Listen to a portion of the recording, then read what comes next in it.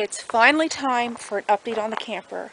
I know it's been a really long time, like probably like 4 or 5 months, 6 months, but things have been crazy busy. We didn't get a lot done in the fall, other than closing it up and getting it ready for the winter, making sure all of the leaks were fixed, which was an absolute nightmare. And you guys all know how this spring has been. It's an absolute write-off for traveling to get supplies and even ordering things, really. It's just such a mess. I've been working through the whole thing at the hospital, and now that the restaurants and the bars are opening, I'm back at the pub again for my second season. So it's going to be very interesting to see how that goes. I'm hoping to have everything in the camper finished before things really take off at the pub, because the hospital's my morning job. I only get 3.5 hours there, but at the pub I could be working 4 to 6 hours, so it really fills up my day. Anyway, I'll show you what we've done to the camper. It looks exactly the same on the outside. We haven't had time, energy, or resources to paint it yet. We have no door latch. He removed it because we didn't get a key with it, and he didn't want us to accidentally lock ourselves in, and he was going to buy another one.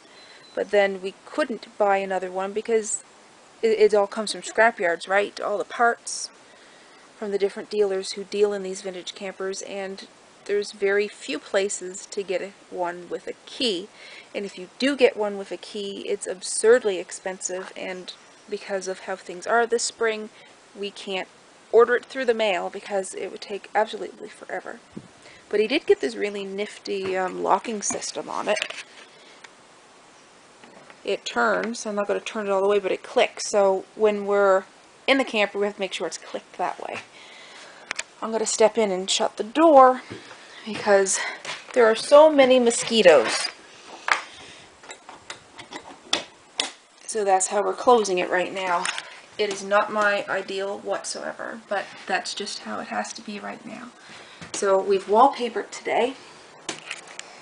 It's not the best job in the world, but for somebody who's never put up wallpaper before, I think it is pretty good. Oh, there goes the Indy 500.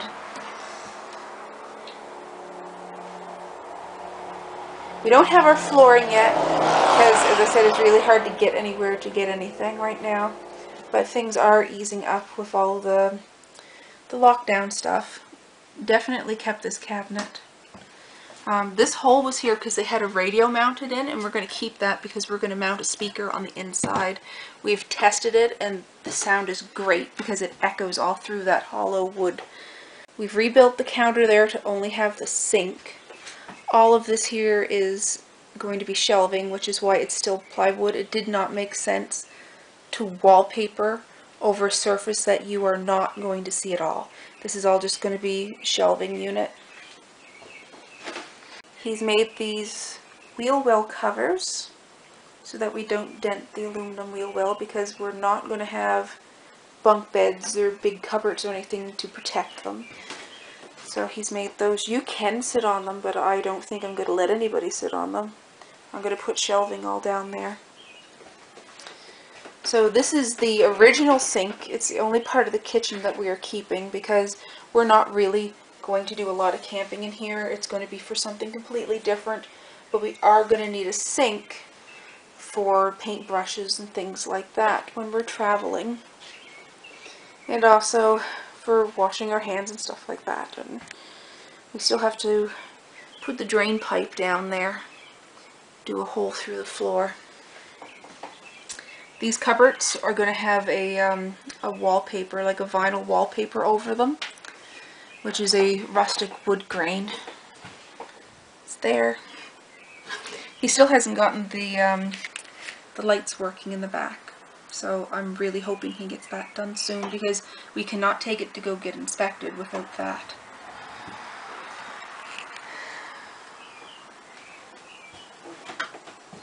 There's still a few places that are still a bit wet there, as you can see, but it seems to be drying nicely.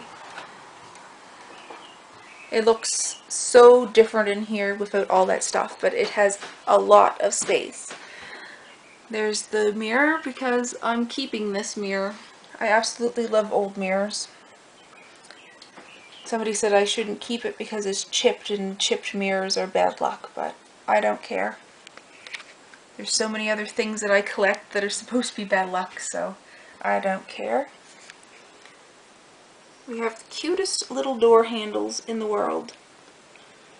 I have them for this cabinet and also for the screen door that goes there, which I really hope can be put up soon because it's driving me crazy to be working in here with the door open for the airflow, but having mosquitoes everywhere because right now the mosquitoes have come out of hiding and they're absolutely insane. I'm covered in mosquito bites.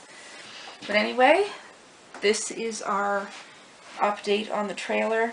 There's really not a lot to show you other than it's gutted, it does not leak, and we have wallpaper. We're going to be painting in a couple of days' time because I want to make sure that all of this wallpaper adhesive has dried and it's not going to fall down.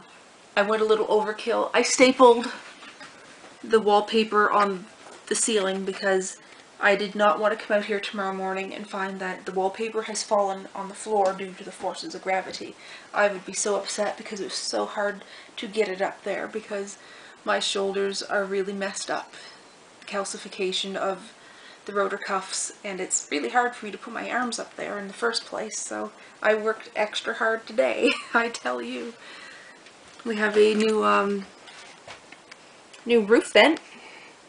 Keeps it from leaking. It leaked like a sieve. It was absolutely ridiculous how much water was coming down around there. And the seals. That was a huge thing in the fall, was all of the seals went, which is why all four corners were rotted right out. It wasn't just the kids leaving the window open. It was a total mess, which I kind of suspected when we looked at it, but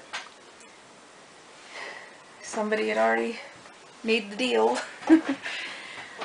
It's been crazy doing this camper. I'd really recommend that anybody who's going to be renovating a camper, as I said in a previous video, spend $1,000 or $2,000 and get a good camper. Do not get a do-it-yourself fixer-upper type thing because you're going to spend a lot more than that trying to fix the thing. But one thing that was really good about this camper is the metal frame underneath was near mint. There's nothing wrong with the frame at all. It was just the corner posts and a lot of wood rot. Anyway, after it's all painted and we get some shelving done in here, we will do another update.